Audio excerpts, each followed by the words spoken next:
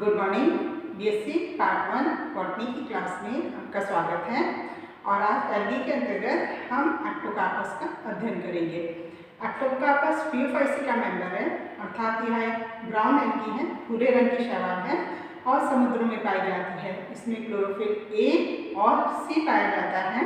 पीओफाइसी के सभी लाक्षणिक गुण जो कि हमने क्लासिफिकेशन के दौरान पढ़े थे, वो सभी एक्टोकार्पस में पाए जाते हैं। तो एक्टोकार्पस पीओफाइसी का मेंबर है।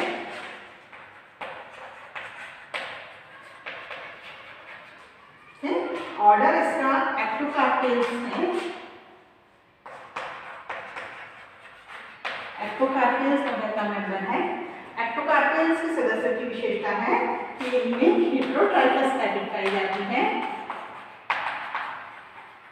हेटेरोट्राइकस हैबिट का अर्थ है कि इनमें जो तंतु होते हैं, थैलस होते हैं, वो शयन या लेटे हुए और ऊर्ध्व या खड़े हुए तंतुओं में विभेदित होते हैं।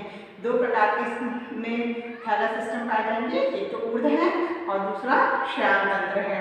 इसके अलावा एक्टोकार्पेल्स के सदस्यों की विशेषता है कि यह मोनोसाइफिनस होते हैं, अर्थात इनका थैलस कोशिकाओं की एक ही पंक्ति का बना हुआ होता है। इनमें ट्राइकोथैलिक ग्रोथ पाई जाती है। ट्राइकोथैलिक ग्रोथ हम डिटेल में अध्ययन करेंगे। ट्राइकोथैलिक और इंटरकैलरी ग्रोथ पाई जाती है। सामान्य रूप से हम देखते हैं कि पादपों में क्या होता है कि जो वृद्धि होती है वह एपिकल क्षेत्र से होती है, शीर्षस्थ भाग से होती है, परंतु एक्टोकार्पस में वृद्धि इंटरकैलरी पाई होती है, अर्थात अंतर्वेशी कोशिकाओं द्वारा होती है। थैलस के मध्य की जो कोशिकाएं हैं वो विभाजन करके थैलस की ग्रोथ करेंगी। एक्टोकार्पेल्स के अंतर्गत एक्टोकार्पस एक्टोकार्पेसी का सदस्य है। एक्टोकार्पेसी के सदस्यों में आइसोमॉर्फिक अल्टरनेशन ऑफ जनरेशन पाई जाती है। आइसोमॉर्फिक अल्टरनेशन ऑफ जनरेशन और आइसोमॉर्फिक अल्टरनेशन ऑफ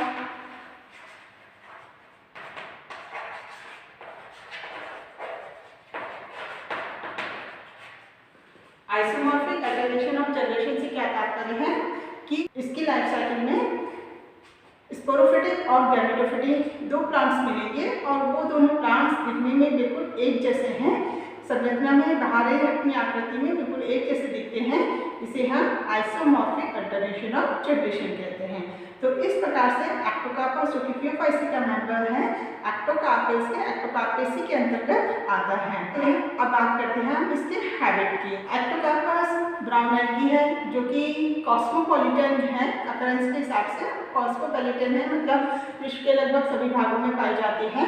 लेकिन अटलांटिक ओशन में यह बहुतायत में मिलती है। इसके अलावा पानी में यह उस क्षेत्र तक हमें देखने को मिलेगी जहाँ तक कि प्रकाश जा सकता है। अंधकार वाले क्षेत्र में यह एलगी हमें देखने को नहीं मिलती है।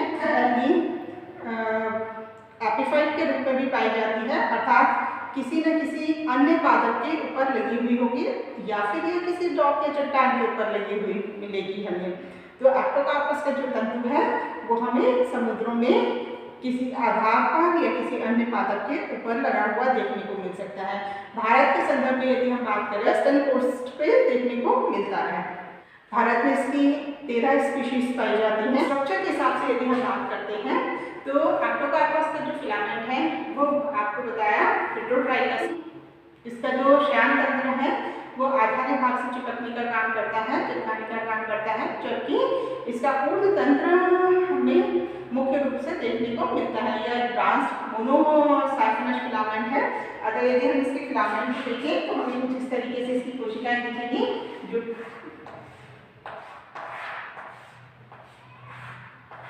इस टाइप से इसकी कोशिकाएं होती है। जैसे जैसे हम ऊपर जाते हैं, ऊपर की तरफ की इसकी जो कोशिकाएं होती हैं वो पतली लंबी धागे की तरह से स्ट्रक्चर इसमें बना देती हैं। पतला लंबा ऊपर की तरफ धागे में स्ट्रक्चर देखने को मिलेगा जो कि हेयर कहलाता है, हेयर है। अब इसमें विशेषता क्या है, इसकी शाखाएं जो होती है ब्रांच फिलामेंट है, मोनोसाइफिनस है, एक ही कोशिक होता है। अब इसकी जो शाखाएं होती है वो हमेशा यहाँ पट के ठीक नीचे से निकलेंगी। सामान्य ये यहाँ कट के नीचे से इस तरीके से देखने को हमें मिलेगी। और अल्टीमेटली आगे जाकर के सभी शाखाएं एक पतला टाइप स्ट्रक्चर बना लेती हैं। नेक्स्ट थिंग इसमें क्या है कि नॉर्मली तो ये मोनोसाइक्लोशियस है, लेकिन कई बार वर्टिकल डिवीजन होने से यहाँ पर हमें आधारित भाग में कुछ कोशिकाओं तक हमें मोनोसाइक्लोस की बजाय पॉलीसाइक्लोस कंडीशन भी देखने को मिलती है।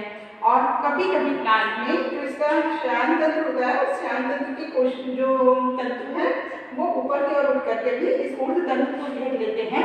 तब ऐसी स्थिति में एक मेन जो अपना मोनोसाइक्लोस सिलेंडर है, इसके चारों ओर हमें कुछ कोशिकाओं की और लेयर्स देखने को मिल सकती हैं और तब यह स्ट्रक्चर कॉर्टिकल स्ट्रक्चर कहलाता है। अब इसके तंतु के यदि हम एक सिंगल सेल को देखें, क्योंकि एक्टोकार्पस समुद्र में मिल रहा है, अतः और समुद्र में जो लवणों की सांद्रता है बहुत अधिक होती है, पादप में समुद्र में रहने के लिए अनुकूलन मिलता है। जो जीवद्रव्य होता है वह जीवद्रव्य केवल सेल वॉल के पेरिफेरी की तरफ परिधि पर वो लगा हुआ मिलेगा और यह परिधि पर जो जीवद्रव्य होता है, इस जीवद्रव्य से कुछ तंतु प्रोटोप्लाज्म के यहाँ पर अंदर की तरफ आते हुए में से यूं दिखेंगे। पूरे में फैला हुआ सामान्य कोशिका की तरह प्रोटोप्लाज्म नहीं होता है, बल्कि ऐसे तंतु जैसे हमें बाहर से केंद्र की ओर आते हुए दिखेंगे। केंद्र में इसमें न्यूक्लियस मिलेगा और बहुत सारे क्रोमेटोफोर्स डिस्कॉइड प्रकार के क्रोमेटोफोर्स इसमें पाए जाते हैं। अब ये जो तंतुनुमा प्रोटोप्लाज्म में देखने को मिल रहा है थोड़ा सा, और परिधि पर जो प्रोटोप्लाज्म देखने को मिला है, केवल किसी भाग में हमें डिस्कॉइड क्रोमेटोफोर्स देखने को मिलते हैं। सेल वॉल सेलुलोज की आंतरिक लेयर बनी हुई होती है, जबकि बाहर इसकी जो लेयर होती है वो जिलेटिनस होती है, जिलेटिन की बनी हुई होगी आंतरिक लेयर सेलुलोज की, और बाहर की जो लेयर है वो जिलेटिन की बनी होती है। इस जिलेटिन में दो मुख्य अवयव हैं, एक तो एल्जिन, दूसरा फ्यूकॉइडिन। एल्जिन और फ्यूकॉइडिन इसके सेल वॉल के मुख्य अवयव होते हैं। इसके अलावा इसमें वैक्यूल्स में फाइसॉइड की ग्रेन्यूल्स देखने को मिलते हैं। क्रोमेटोफोर्स में क्लोरोफिल ए और सी पाया जाता है। इसके अलावा कैरोटीन्स और ज़ैंथोफिल्स पाए जाते हैं।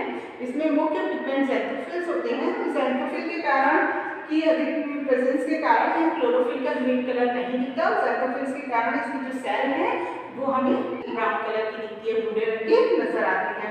तो इस प्रकार से लगभग ये स्ट्रक्चर इसकी हर सेल में हमें देखने को मिलेगा।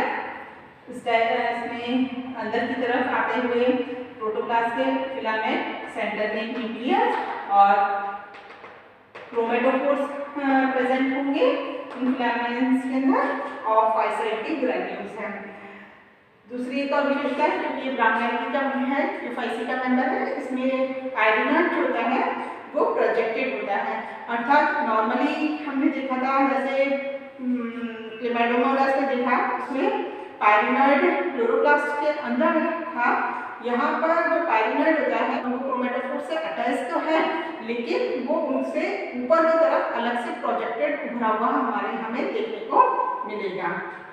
तो इस प्रकार का स्ट्रक्चर इसकी सभी सेल्स में हमें देखने को मिलता है। अब हम बात करें इस प्लांट की ग्रोथ की। ग्रोथ किस तरीके से होती है? एक्टोकार्पस की विशेषता जैसा बताया, ट्राइकोथैलिक ग्रोथ है, ट्राइकोथैलिक ग्रोथ है, और इसमें इंटरकैलरी सेल डिवीजन पाया जाता है।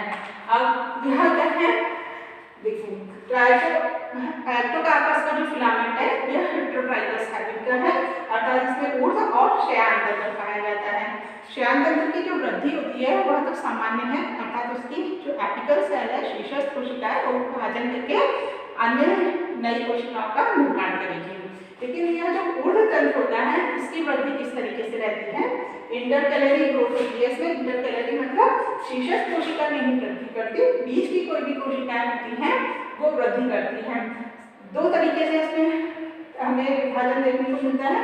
या तो क्या होता है, जैसे जो आधार की कोशिका है, शाखा है या तंत्रिका के आधार की जो कोशिकाएं होती हैं यह कोशिकाएं विभाजन करती हैं। यह कोशिकाएं विभाजन करेंगी तो ऊपर की तरफ ये नई सेल्स का निर्माण करेंगी और थायलस की भी वृद्धि आधारी भाग से होती रहेगी, ऊपर की तरफ इसकी ग्रोथ होगी, है ना। दूसरा वृद्धि कहाँ हो सकती है? वृद्धि जो हेयर लाइक स्ट्रक्चर है, इस हेयर लाइक स्ट्रक्चर के जो बेस पर सेल्स हैं वो सेल्स वृद्धि करेगी। अब यह जो हेयर लाइक स्ट्रक्चर है इसके बेस पर जो सेल्स होती हैं, जैसे इस तरीके से इसमें सेल्स हैं। अब ये जो सेल्स होती है वृद्धि करने वाली कोशिकाएं अपने दोनों तरफ सेल्स नई सेल्स बनाएंगी, अपने ऊपर भी बनाएंगी नीचे भी बनाएंगी। आधारी भाग पे यदि सेल्स वृद्धि करेंगी तो केवल ऊपर ही सेल्स बना रही थी, सेल्स काटती थी। यहाँ हेयर के नीचे वाली सेल्स ऊपर और नीचे दोनों तरफ कोशिकाएं काटती हैं। ऊपर की तरफ जो कोशिकाएं कटेंगी उन कोशिकाओं से हेयर का निर्माण होगा, जबकि नीचे की तरफ जो कोशिकाएं कटती हैं वह सामान्य कोशिका की तरह व्यवहार करती हैं और थायलस के लेंथ में वृद्धि करती हैं। तो इस प्रकार की जो वृद्धि है इसे हम ट्राइकोथैलिक ग्रोथ कहते हैं, जो कि एक्टोकार्पस में पाई जाती है। इनफैक्ट एक्टोकार्पस के सभी मेंबर्स का कैरेक्टरिस्टिक फीचर है।